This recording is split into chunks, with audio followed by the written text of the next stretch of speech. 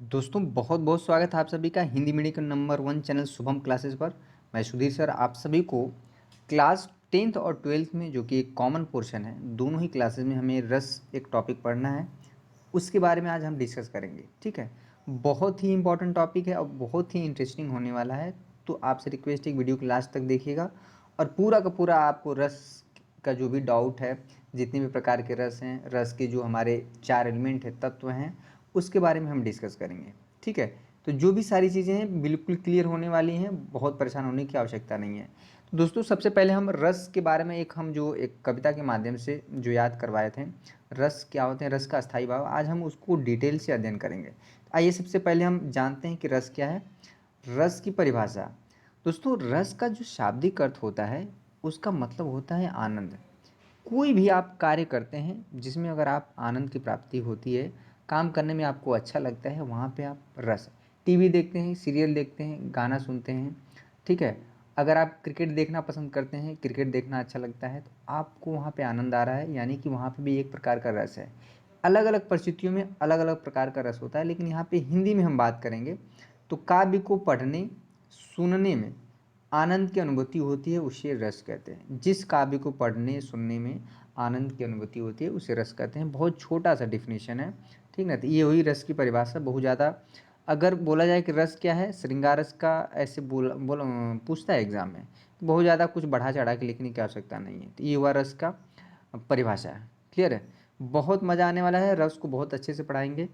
दोस्तों रस को जो है काव्य की आत्मा या प्राण तत्व वो भी माना जाता है, क्योंकि रस से जो है काव्य में जब रस की बात आती है, जब वहाँ पर रस होता है तो उसको पढ़ने और पढ़ाने में टीचर को भी बहुत अच्छा लगता है और बच्चों को भी मज़ा आता है पढ़ने में। ठीक है, तो ये चीज़ है कि 1 नंबर में काव्य की आत्मा किसे कहते हैं, तो रस को कहते हैं। चलिए 1 नंबर का आप एक क्वेश्चन हो गया।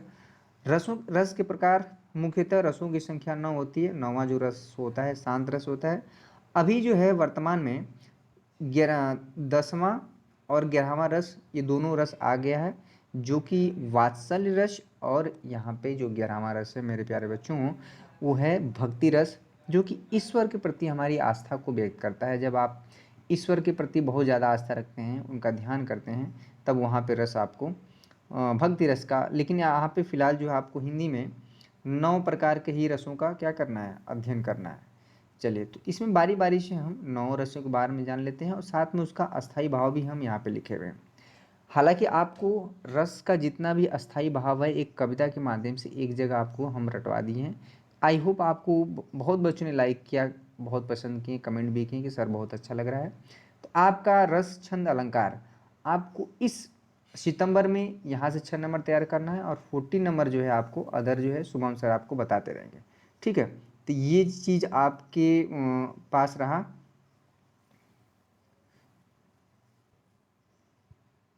आइए हम पहला रस की बात करते हैं, जो कि श्रृंगार रस है। श्रृंगार रस भी 2 प्रकार का होता है मेरे प्यारे बच्चों। श्रृंगार रस जो है जिसका अस्थाई भाव प्रेम या रति होता है। ठीक है, जो दूसरा रस है हमारा हास्य रस, जिसका अस्थाई भाव हास्य होता है, आपको सभी को पता है। करुण रस जिसका अस्थाई भाव शोक होता है। चौथा रस है वीर रस, जिसका अस्थाई भाव उत्साह होता है। रौद्र रस जहाँ पे आप क्रोध करते हैं, किसी पे गुस्सा उतारते हैं, तो वहाँ पे आपके अंदर जो है रौद्र रस हो जाता है, उत्पन्न हो जाता है। ठीक है, छठवां जो है भयानक रस, भय, किसी भी चीज़ को आप देख के अचानक डर जाते हैं, घबरा जाते हैं, तो वहाँ पे भयानक रस होता है। विभत्स, विभत्स का मतलब होता है, इसका शाब्दिक अर्थ आपको समझना चाहिए। विभत्स का मतलब होता है जुगुप्सा, जुगुप्सा का मतलब होता है घृणा करना। किसी भी व्यक्ति को आप देख के उसके पहनावे को, उसकी बातों को, उसके रहन सहन को जब आप घृणा करते हैं, ठीक है, तो वहाँ पे हो जाता है विभत्स रस। तो बहुत इंपॉर्टेंट है। विभत्स रस का अस्थाई भाव जुगुप्सा होता है, बहुत बार एग्जाम में पूछा गया है। यहाँ पे आपको 8वां रस है, वहाँ पे है अद्भुत रस या विस्मय, आश्चर्यचकित हो जाना। ठीक है, जब भी आप, हम एक एग्जाम्पल लेके चलेंगे, श्रृंगार रस को ही लेके चलेंगे, उसी से चीज़ों को हम क्लियर करेंगे। यहाँ पे 9वां रस है हमारा शांत रस, जिसका अस्थाई भाव निर्वेद होता है। ये चीज़ बहुत ज़्यादा इंपॉर्टेंट है, वेरी वेरी इंपॉर्टेंट, इसको आप दिमाग में बैठा लीजिए। कौन, शांत रस का जो अस्थाई भाव है निर्वेद होता है। शांत रस का अस्थाई भाव क्या होता है, निर्वेद होता है। ये बार बार आप पूछा गया, वेरी इंपॉर्टेंट, ठीक है, ये चीज़ आप दिमाग में बैठा लीजिए। जो 10वां रस है वात्सल्य और 11वां जो रस है भक्ति रस, इसको पढ़ना नहीं है लेकिन बस जानकारी के लिए। चलिए, याद करने का जो ट्रिक है हम बताए थे सभी को कि करुण हास श्रृंगार मिलकर वीर भयानक शांत बना, शोक हास रति के उत्साह से भय भी निर्वेद बना, अद्भुत रौद्र विवश के कारण नौ रस सम्मान बना, विस्मय क्रोध की जुगुप्सा से रसों का स्थायी भाव बना। ये अगर आप याद कर लेते हैं तो इसमें आपको 9 रस याद हो गए और साथ में इसके स्थायी भाव क्या है यहाँ पे आपको ऐसे समझना है। करुण का स्थायी भाव शोक, हास्य का आश है, श्रृंगार का रति है, वीर का उत्साह है, भयानक का भय है और शांत का क्या है, निर्वेद है। क्लियर है। इसी तरह से जो अद्भुत रस का विस्मय, रौद्र का क्रोध, विभीष का जुगुप्सा, तो ये हमारे 9 रस हैं जिसके अस्थायी भाव और 9 रस के बारे में अध्ययन करना है। वीडियो आपको अच्छा लग रहा है तो लाइक कर दीजिए, बहुत मज़ा आने वाला है, ठीक है। तो जब बारी बारी से हम इसमें 9 रस के बारे में पढ़ेंगे, उसका जो सबसे आसान एग्जाम्पल है वही हम आपको तैयार करना है, ठीक है। तो ऐसा नहीं कि आप बहुत ज़्यादा कठिन एग्जाम्पल तैयार करें। तो याद करने का ये ट्रिक हो गया। जो सबसे बड़ा कन्फ्यूज़न होता है बच्चों को रस में, कि रस के जो तत्व हैं, जैसे हम बात करें उसका अस्थायी भाव, विभाव, अनुभाव और संचारी भाव। संचारी भाव को ही हम क्या बोलते हैं, व्यभिचारी भाव। इसमें सबसे ज़्यादा कन्फ्यूजन होता है ये जो चारों तत्व हैं। तो यहाँ पे हम बारी बारी से समझेंगे और बहुत क्लियर कट समझेंगे। तो आपको वीडियो अच्छा लग रहा है तो वीडियो को लाइक कर दीजिए, तुरंत देखते देखते लाइक कर दीजिए, आपको हिंदी में बहुत मज़ा आने वाला है। तो सबसे पहले जो अस्थायी भाव के बारे में सीखते हैं। डिफिनीशन है, जो भाव हमारे मन में जन्म से होते हैं परंतु छिपे रहते हैं और अनुकूल वातावरण मिलने पर बाहर आ जाते हैं, उन्हें हम अस्थायी भाव कहते हैं। प्रत्येक रस में अलग अलग अस्थायी भाव होता है। क्लियर है। तो ये चीज़ कहने का मतलब है कि हर एक व्यक्ति के अंदर कुछ ये जितने भी गुस्सा है, प्रेम है, हंसना है, किसी के प्रति शोक व्यक्त करना है, सब कुछ चीज़ें विद्यमान हैं। लेकिन समय समय पे क्या चीज़ है, वो चीज़ हमारे अंदर जैसा परिस्थिति होता है उसी हिसाब से हमारा क्या होता है, वो चीज़ें निकल के आती हैं। अगर किसी को गुस्सा है, कोई बात बिगड़ गई है तो आप गुस्सा आ जाता है। किसी को आप बहुत ज़्यादा प्रेम करते हैं, बहुत पसंद करते हैं, उसे देख के श्रृंगार रस की बात होती है वहाँ पे, ठीक है। अचानक सा एक अलग ही इमोशंस आ जाता है उस व्यक्ति के प्रति। तो वहाँ पे आपके अंदर जो है अलग एक रस की उत्पत्ति होती है। प्रत्येक रस में अलग अलग अस्थायी भाव होता है, ठीक है। तो ऐसा नहीं कि अगर रौद्र रस की बात हो रही है तो वहाँ पे आप श्रृंगार रस आ जाएगा। एक समय में एक व्यक्ति के अंदर एक ही रस उत्पन्न होता है। अगर वो गुस्से में है तो उसके ऑब्वियस चीज़ है कि उस आदमी के अंदर जो है प्यार की बात नहीं होगी। चलिए, यहाँ पे हम बात करें विभाव क्या, तो सबसे बहुत बड़ा कन्फ्यूजन होता है विभाव क्या होता है। तो अस्थायी भावों को जगाने वाले तत्व ही क्या कहलाते हैं, विभाव। विभाव के प्रकार होते हैं 3, आलंबन, उद्दीपन और आश्रय। तो ये जो तीनों चीज़ अगर आप क्लियर हो गया तो रस आपको बिल्कुल भी समझ में आ गया। इस बात को समझ लीजिए। आलंबन क्या होता है, देखिएगा, आलंबन क्या होता है, जिसके कारण अस्थाई भाव उत्पन्न हुआ। जैसे अगर नायक को नायिका को देख के उसके प्रति अगर उसकी हृदय में जो भी भावनाएं उत्पन्न होती हैं, तो नायक वहाँ पे, नायक के अंदर अगर उत्पन्न होता है तो नायिका वहाँ पे आलम्बन हो जाएगी, ठीक है।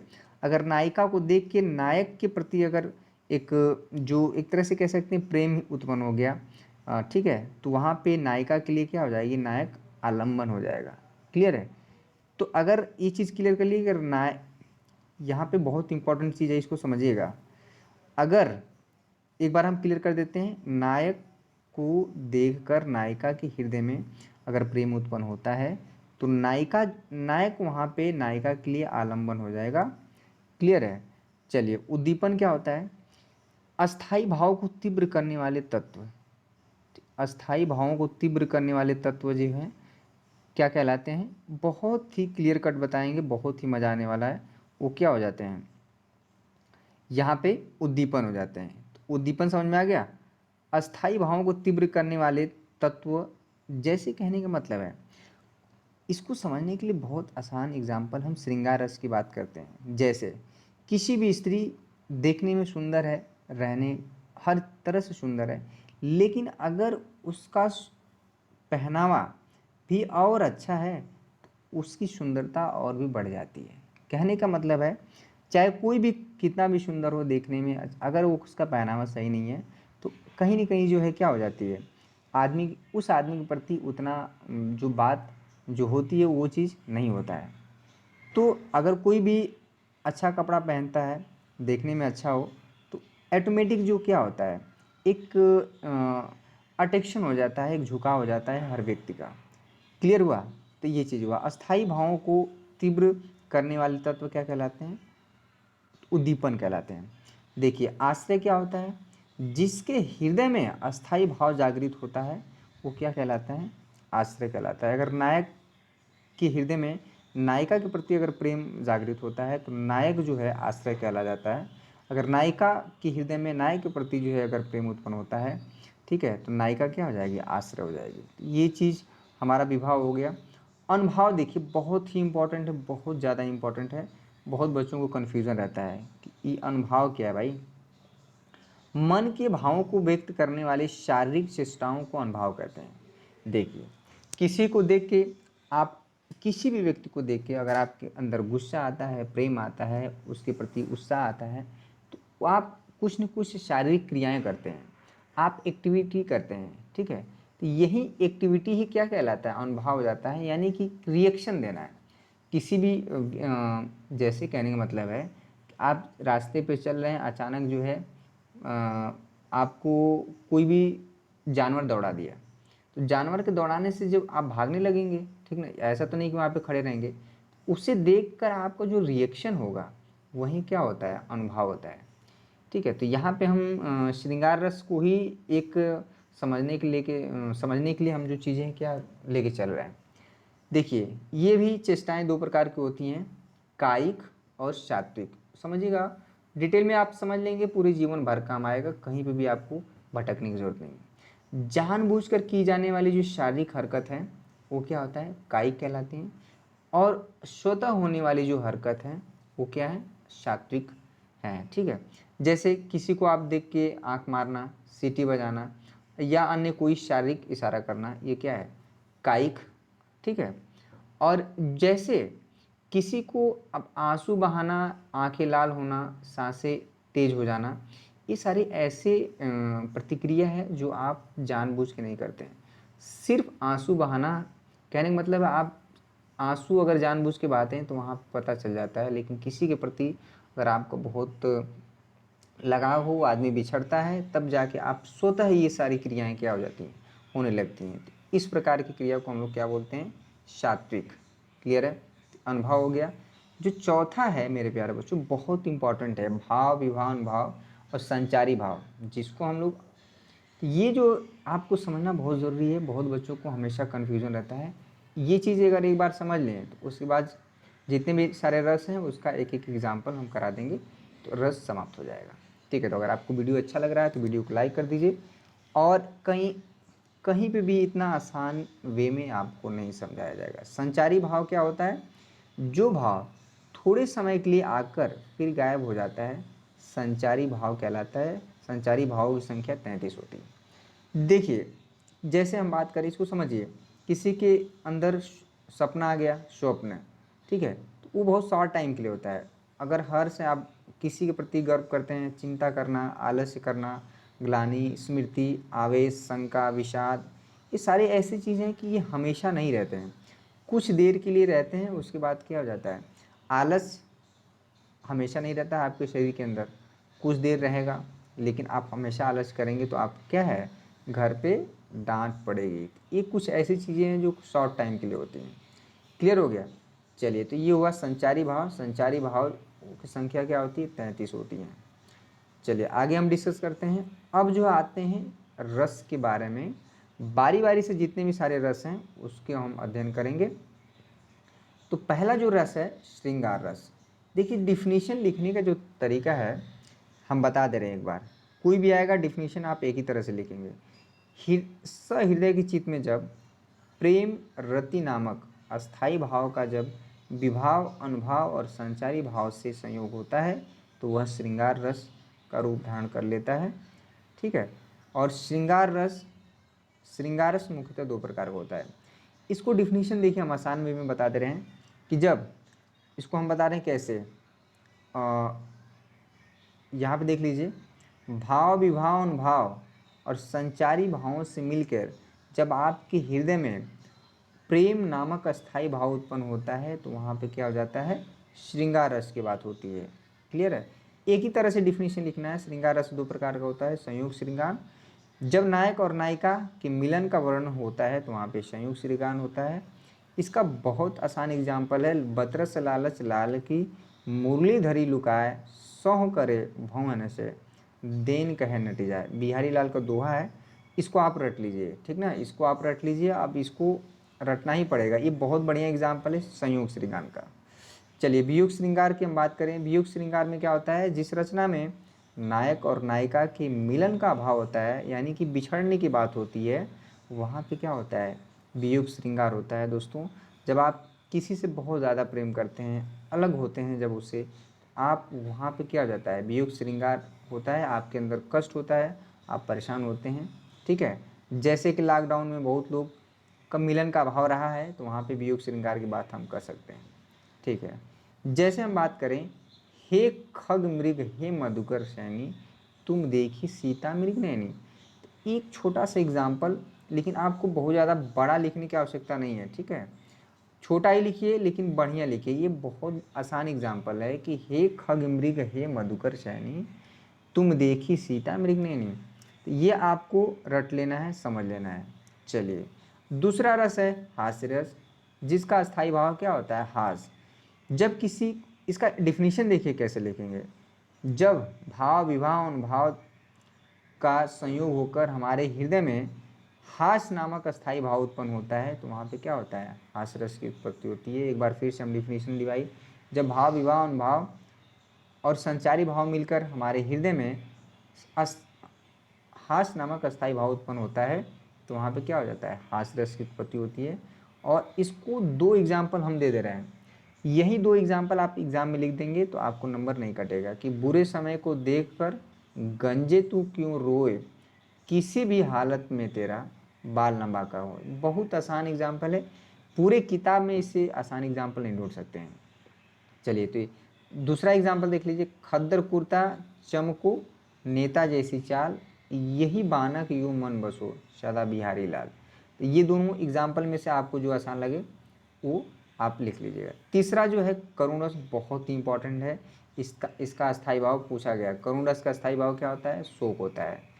जैसे इसका डिफिनीशन कैसे लिखेंगे, जब भाव विवाह अनुभाव और संचारी भाव मिलकर हमारे हृदय में शोक नामक अस्थाई भाव उत्पन्न करते हैं तो वहाँ पे क्या होते हैं, करुण रस होता है। बहुत इंपॉर्टेंट है। तीसरा, शोक बिकल सब रोही रानी रपु सीलु बलु तेजु बखानी करही बिलाप अनेक प्रकारा परही भूमि तल बारही बारा। यहाँ पे ये करुण रस का बहुत बढ़िया एग्जाम्पल है, इसको आप जो है रट लीजिए कि शोक बिकल सब रोही रानी रपु सीलु बलु तेज बखानी करही विलाप अनेक प्रकारा परही भूमि तल बारही बारा। ठीक है, तो ये चीज़ रहा आपका करुण रस। आइए जो चौथा रस है ये तो बहुत इंपॉर्टेंट है, क्या है, वीर रस। इसका अस्थाई भाव क्या होता है, उत्साह होता है। वीर रस का उदाहरण आपको बहुत ज़्यादा मिलता है। वीर रस में वहाँ वीर रस नहीं होता है जहाँ पे लोग मारपीट करते हैं, लाठी डंडा चलने लगे, तो वहाँ पे वीर रस नहीं होता है। वीर रस हमेशा किसी कार्य को करने के लिए आपके अंदर जब उत्साह उत्पन्न होता है सकारात्मक वे में, ये नहीं कि आपके अंदर उत्साह हो गया और आप जाके किसी को मारपीट के चले आए, तो वो जो है वहाँ पे वीर रस की बात नहीं होगी, वो आपकी मन बढ़ई कह सकते हैं। ठीक है, तो वीर रस का बहुत आसान एग्जाम्पल हम आपको दे रहे हैं कि वीर तुम बढ़े चलो धीर तुम बढ़े चलो सामने पहाड़ हो कि सिंह की दहाड़ हो तुम कभी रुको नहीं तुम कभी चुको नहीं। ये बताइए इससे आसान कहीं एग्जाम्पल मिलेगा। तो ये जो है आप नोट कर लीजिए। डिफिनीशन क्या लिखेंगे कि जब भाव विवाह अनुभाव द्वारा भाव विवाह अनुभाव और संचारी भाव मिलके हमारे हृदय में उत्साह नामक, ठीक ना, हमारे हृदय में उत्साह नामक अस्थाई भाव उत्पन्न हो जाता है तो उसे क्या बोलते हैं, वीर रस बोलते हैं। एग्जाम्पल बस लिख देंगे, आपका 2 नंबर काम हो गया कि वीर तुम बढ़े चलो, धीर तुम बढ़े चलो, सामने पहाड़ हो कि सिंह की दहाड़ हो, तुम कभी रुको नहीं, तुम कभी चुको नहीं। बहुत आसान है। 5वां देख लीजिए, रौद्र रस, इसका स्थायी भाव क्रोध होता है। फिर से वही डिफिनीशन कि जब भाव विवाह अनुभाव द्वारा हमारे हृदय में क्रोध नामक अस्थायी भाव उत्पन्न होता है तो वहाँ पे क्या होता है, रौद्र रस होता है। एक ही डिफिनीशन सब में अप्लाई कर देना है। देखिए इसका एग्जाम्पल, श्री कृष्ण के सुन वचन, अर्जुन क्रोध से जलने लगे, सब सील अपना भूल कर करतल युगल मलने लगे, संसार देखे अब हमारे शत्रु रण में मृत पड़े, करते हुए यह घोषणा वे हो गए उठ खड़े। आप सभी को पता है कि जब महाभारत का युद्ध होता है तो जब भगवान श्री कृष्ण जब अर्जुन को प्रवचन सुनाते हैं कि युद्ध करना क्यों ज़रूरी है, युद्ध से ही आदमी की वीरता की पहचान होती है कि आप कितना वीर हैं, तो वहाँ पे उनके अंदर क्या है, एक क्रोध उत्पन्न होता है और उसके बाद से क्या होता है आप सभी को पता है क्या परिणाम होता है। ठीक है, तो ये चीज़ बहुत, श्री कृष्ण के सुन वचन अर्जुन क्रोध से जलने लगे, सब सील अपना भूल कर करतल युगल मलने लगे, संसार देखे अब हमारे शत्रु रण में मृत पड़े, करते हुए यह घोषणा वे हो गए उठ खड़े। इतना आसान एग्जाम्पल आपको कहीं नहीं मिलेगा, बहुत खोज खोज के कई किताबों से बनाया गया है। तो आपको जब भी एग्जाम में आएगा कि रौद्रस क्या है तो उसका डिफिनीशन और एक एग्जाम्पल, 2 नंबर काम हो गया। चलिए भयानक रस की हम बात करें तो इसका अस्थायी भाव होता है भय। जब किसी भी चीज़ को देख के भय या कोई बात सुनते समय, कहानी सुनते समय अगर आपके अंदर डर या भय उत्पन्न होता है तो वहाँ पे भयानक रस होता है। लंका की सेना तो कपि के गर्जन रव से कांप गई, हनुमान के भीषण दर्शन से विनाश ही भाप गई, उस कंपित सेना पर कपि नाहर की मार पड़ी, त्राही स्त्री त्राही त्राही शिव त्राही त्राही, शिव की ओर सब पुकार पड़ी। ठीक है, ये चीज़ शिव की ओर सब पुकार पड़ी। ठीक है, तो ये चीज़ आप समझ रहे हैं ना कहाँ का वर्णन है कि जब भगवान हनुमान जी जब लंका पे चढ़ाई करते हैं और किस तरह से वहाँ की पूरा सेना को त्राही त्राही कर देते हैं, यानी कि विनाश कर देते हैं। ये चीज़ आप सभी को पता है। तो यहाँ पे एक क्या है, भयानक रस है। चलिए 7वां जो एग्जाम्पल है बहुत ही आसान है। 7वां रस विभत्स रस, अस्थाई भाव क्या होता है, घृणा या जुगुप्सा, दोनों में से कोई ले सकते हैं। तो घृणा आपको आसान लग रहा है।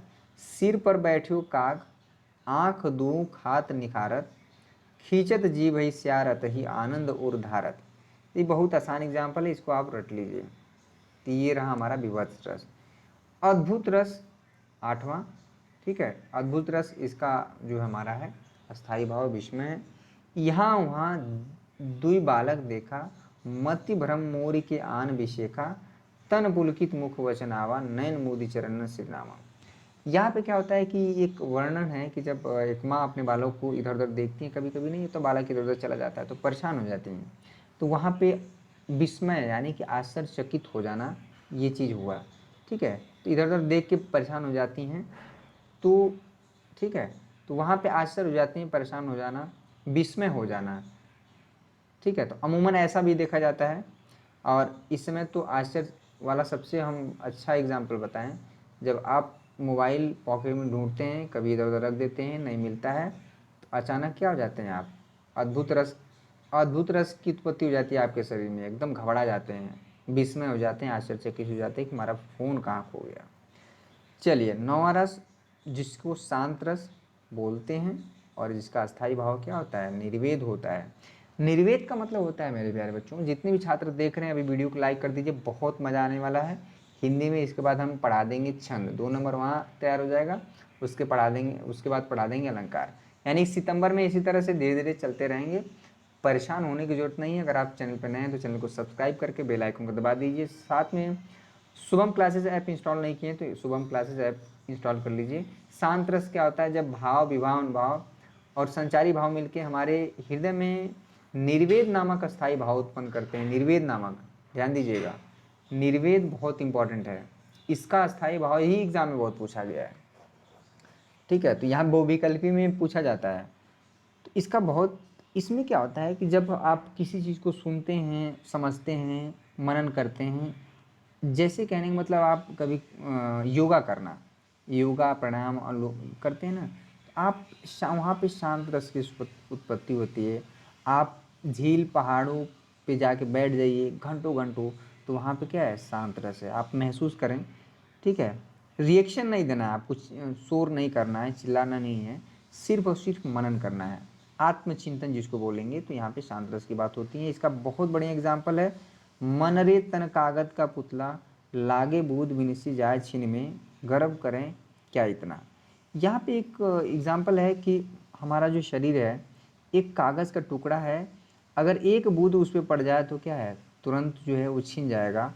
तो किस बात के लिए हमें इतना गर्व करना है, तो इसमें जो है जब इस बात को अगर कोई समझ लेगा, ठीक है, तो उसको लगेगा कि अब जीवन में हमें करना है क्या, हमारा शरीर एक जो है कागज़ का पुतला है। ठीक है, तो बहुत ज़्यादा हम अपने शरीर को लेके परेशान होने की आवश्यकता नहीं रहा। ठीक है, तो ये रहा दोस्तों, बहुत तो डिटेल में बताएं। सबसे जो इम्पोर्टेंट है, सभी बच्चों को हमेशा जो कन्फ्यूज़न होता है, रस के तत्व क्या होते हैं, अस्थाई भाव, विभाव, अनुभाव और संचारी भाव, तो उसको मैंने बहुत क्लियर कट किया। ठीक है, और सबसे सभी रसों के बारे में और उसका अस्थाई भाव और उसको कैसे याद किया जाए, वो सब कुछ हम क्या है डिटेल में बता दिए हैं। जो ट्रिक है ये भी बता दिया गया। आपको वीडियो पसंद आया होगा तो आप प्लीज़ लाइक कर दीजिए। अगर नए हैं चैनल पे तो चैनल को सब्सक्राइब करके बेल आइकन को दबा दीजिए। और अभी तक भी जो बच्चे सितंबर से पढ़ के 90% से ऊपर कैसे लाएं, अभी भी वीडियो नहीं देखे हैं तो अभी जाके देखें, उसका लिंक डिस्क्रिप्शन में है। 90,000 से ज़्यादा बच्चे देख चुके हैं, तो कहीं ना कहीं उनको मोटिवेशन मिलता है। हमारा कोशिश है ये कि आपको मोटिवेट किया जाए, पढ़ने की तरफ आपका रुख मोड़ा जाए। ठीक है, तो आज के लिए बस इतना ही दोस्तों। मिलते हैं नेक्स्ट लेक्चर में छंद के साथ, जो कि एक ही लेक्चर में हम पढ़ा देंगे। बहुत मज़ा आने वाला है हिंदी में। ठीक है, तो बहुत बहुत धन्यवाद आप सभी का जो इतना प्यार दिए, इतना देर तक आप देखें। आप ज़रूर सीखे होंगे कुछ न कुछ, हम ऐसी उम्मीद करते हैं। बहुत बहुत धन्यवाद आप सभी का।